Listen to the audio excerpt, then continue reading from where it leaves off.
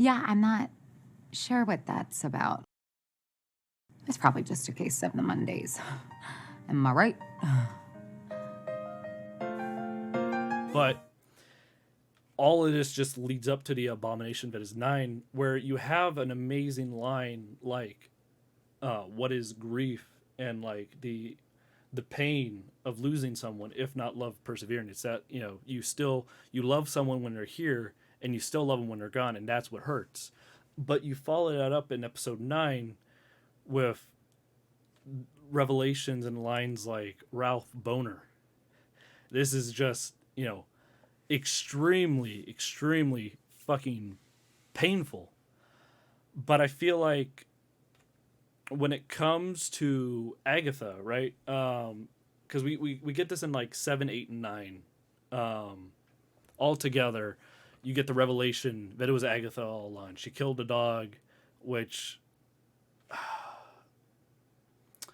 does the dog exist? Is it a puppet? Does she kill a dog? Does she kill an illusion? Who knows? But like, the thing about Agatha is, as Agnes, as a supporting character, amazing comedy actress Catherine Hahn. That reveal, bringing the witchcraft into the MCU, I was down, especially when she was still in her like normal form. I feel like once we get to the end where she has the really over the top makeup, not a fan. Not a fan of the costume, the makeup, the design. I'm not here for any of it.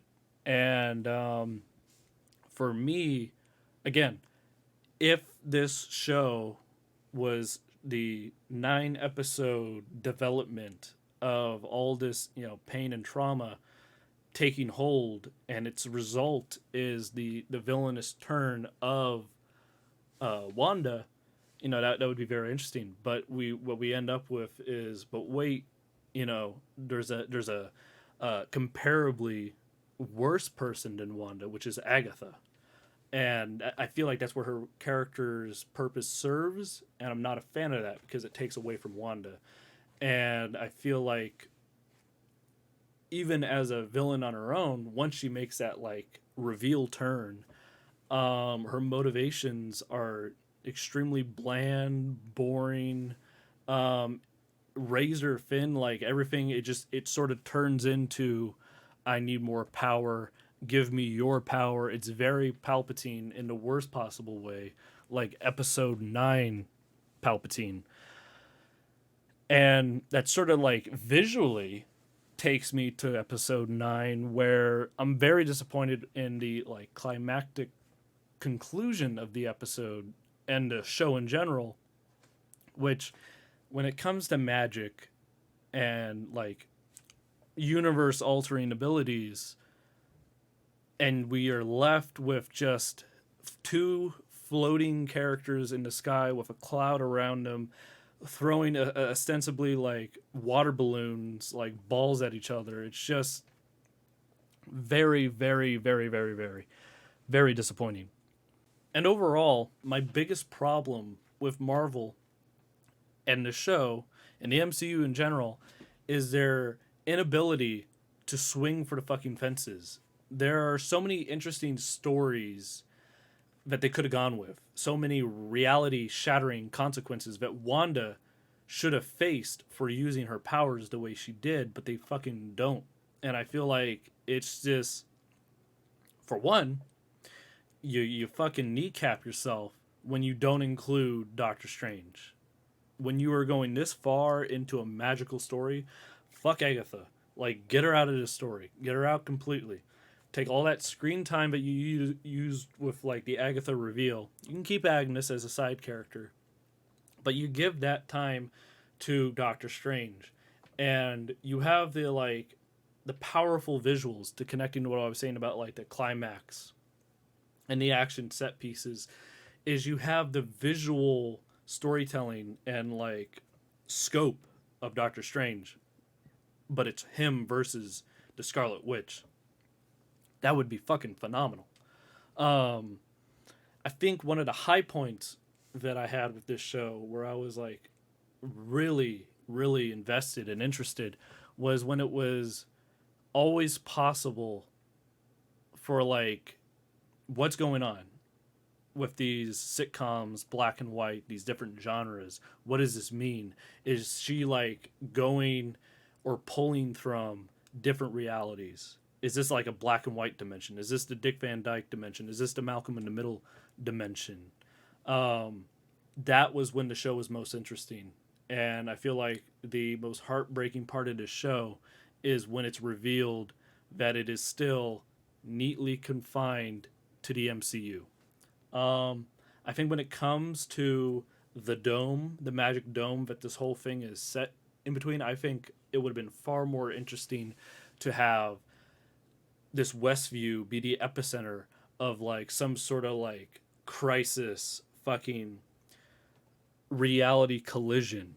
I think when it comes to her as a character, I thought she was far more interesting when I was like, I didn't know how much she was doing intentionally and how much she was doing unintentionally. And I feel like maybe she doesn't need to be like, you know, wicked in the sense of like, I'm gonna like have all these people be my minions and live out my fantasy.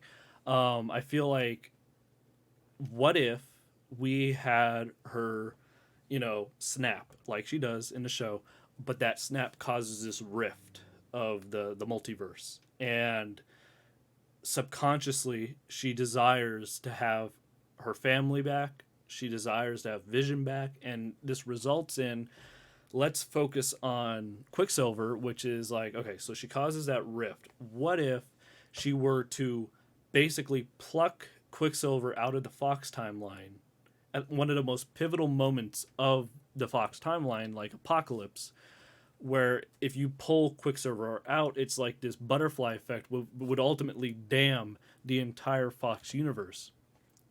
I don't really see the Fox universe continuing at this point because Disney's bought them and the MCU's going to reboot everyone.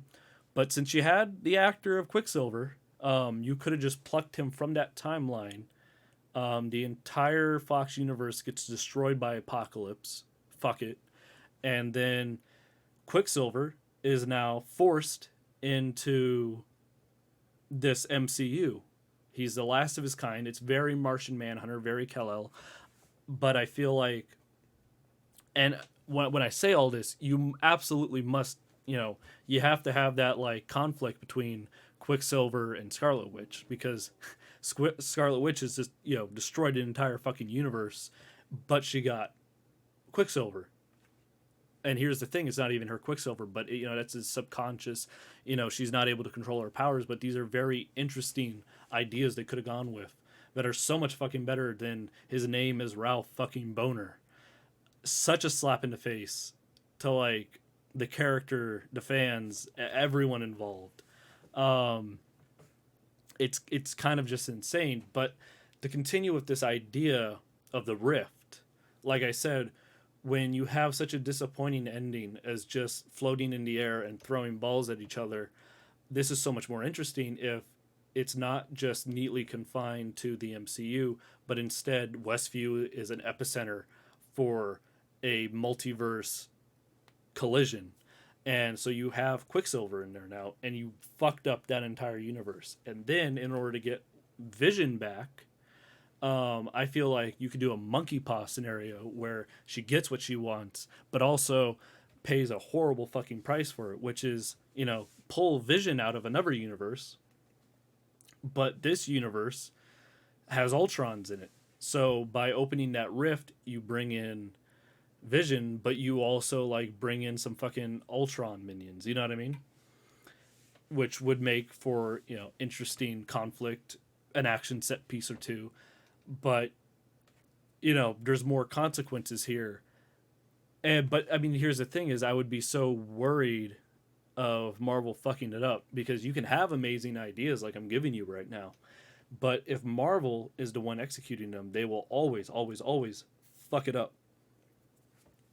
I think if you had Scarlet Witch go villain in this show, and when you brought in a new Quicksilver, because then, like, here's the thing, they really they killed off Quicksilver quick in this universe. Like literally, he only has like minutes of screen time before being killed off. So I mean, you could bring in a Quicksilver so you have that super speed element back in the MCU, but you just can't have it be the same. Which leads me to my next problem with Vision, because when it comes to the Vision, she brings him back to life, and this isn't like a multiverse thing. Like he's not really real.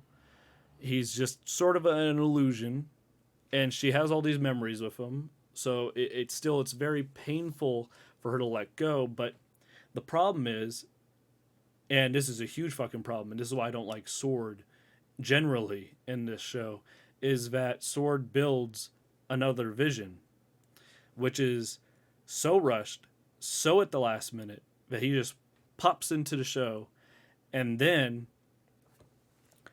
fights the Vision. But basically what happens is because she has to give up this dome of magic, Vision transfers all his memories into this new Vision. So even though he dies, he's still alive, and it's no consequence. No consequence. Like it's just Marvel resurrecting characters and never letting characters die. And you know, in Infinity War, when fucking Thanos rips the stone out of his head and then kills it, like that's that's good shit. But now moving forward in the MCU, Vision will come back. He will have all his memories, and him and Scarlet Witch can meet again. And that's just it's very, very disappointing. Which is why, ironically, to like cap off Stu's views of WandaVision, I just want to point out like how much of WandaVision is just ripped off straight from DC. Because like here's the thing, Wonder Woman 1984 was written and made like 2 fucking years ago. It's only released now because of COVID, but it was made fucking years ago. So, it's reasonably possible that people inside Marvel were able to like see some development of what that movie was, and it fucking shows because the idea of Wonder Woman losing Steve Trevor in Wonder Woman 1, but then not having the time to say goodbye and like having those happy life memories with him is the heart of Wonder Woman 2. And the reason why Wonder Woman 2, 1984, succeeds is because she brings him back. She gets to have all these, memories with him. And it is a true fucking price to pay. There is a true cost to, defeating evil and like having to sacrifice him back. And that doesn't exist here, because while she does the same thing, she brings Vision back so she can properly say goodbye.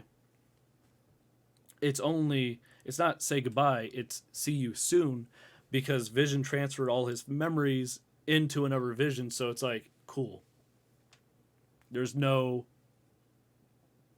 consequences, which is the biggest problem of WandaVision, is the lack of consequences. And as we get to this finale, and not even within what could have been, but even what is here, there is no satisfying conclusion of Monica's character. Like, what was the point of Monica being in the show other than just like connecting of her properties?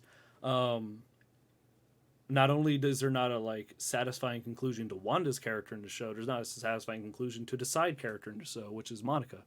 You had a very strong starting point for her character, but you don't have a good end point. All you have is, okay, she has powers now, or always had, or unlocked, or whatever. It's not explained, but like just watch another show or movie and you'll get answers, and it's just it's not satisfying at all. But as well as other things, I feel like this show ripped off was Doom Patrol. Aesthetically, Doom Patrol just like nukes every expectation of what a comic book property should be, and constantly destroys the universe it's in. And I feel like the heart of what makes the MCU so bland is it's always trying to like center itself in that singular tone and that singular setting. It like WandaVision is what if Doom Patrol tried to do some of its more like out of this world ideas, but then also had to like handicap itself to the Man of Steel tone and the more realistic setting of Man of Steel. Sometimes you just, and whether that's opening realities or separate dimensions, sometimes you just got to like separate yourself to have that creative freedom to like fully see a vision through, because that's, you know, that's what WandaVision is. It's so many ideas that aren't fully seen through. We've had decades, almost a century of superhero cinema, and I feel like it is far too late to just have these like retreads of like, even when you take one step forward, you have to take two steps back to go back to square one with WandaVision. Yeah, I mean, it's like we might try to do something interesting, but like it's okay. Everything's just, you know, normal MCU. It's 2021. You either tell a bold story or you don't. Just don't go halfway. Don't try to double back. Stop teasing the multiverse. You know, stop doing this fucking Far From Home, like, ooh, it's the multiverse, and then it's not. And then WandaVision, ooh, it's the multiverse, but then it's not. I mean, literally, the next Doctor Strange movie is called the Multiverse of Madness, or Madness of the Multiverses. But if there is not an actual fucking multiverse, if we don't see any sort of alternate dimensions, the people will riot, and rightfully so. I feel like a lot of people are going to listen to me and others and say, oh, like, what they did with Quicksilver isn't that big of a deal. But to a Spider-Man fan, if they had done the same thing with Tobey Maguire's Spider-Man, they bring in Tobey Maguire. They have him, like, look identical to Spider-Man. He even wears a suit because, I mean, he wore the fucking silver hair. He uses his webs because he used speed in this show. But then they reveal that Tobey Maguire's character's name is, like, Boner Dick Joke. Dude, that is the same. What they did to Quicksilver, what they do with, you have all these like amazing stories in comic books that you could adapt to the screen, and when you constantly just like crawl away from the source material and like try to keep things like not too outlandish, away from the multiverse, you're just fucking yourself over.